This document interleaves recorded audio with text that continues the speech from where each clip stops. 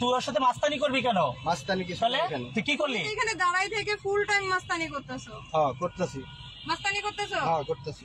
ঢাকার ধানমন্ডিতে private car থেকে চাঁদা নেওয়ার একটি ভিডিও ফেসবুকে ছড়িয়ে পড়ার পর সেই যুবককে আটক করেছে পুলিশ। মঙ্গলবার ভিডিওটি ছড়িয়ে পড়ার পরই অভিযান চালিয়ে রাত ১টার দিকে ঝিগাতলা এলাকা থেকে তাকে ধানমন্ডি থানার হেফাজতে নেওয়া হয়। ২৩ বছর বয়সী ওই যুবকের নাম মোহাম্মদ আশরাফুল। লক্ষ্মীপুরের চন্দ্রগঞ্জ এলাকার নূর আলমের ছেলে আশরাফুল ঢাকার হাজারীবাগ এলাকায় থাকেন।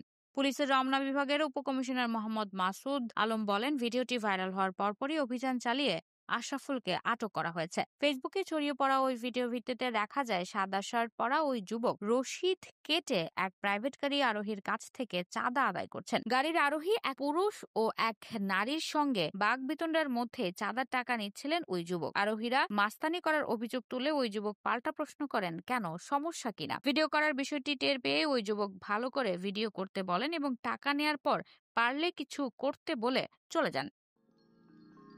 You are watching Raj TV, Jagorone, Bangladesh. Please subscribe our channel.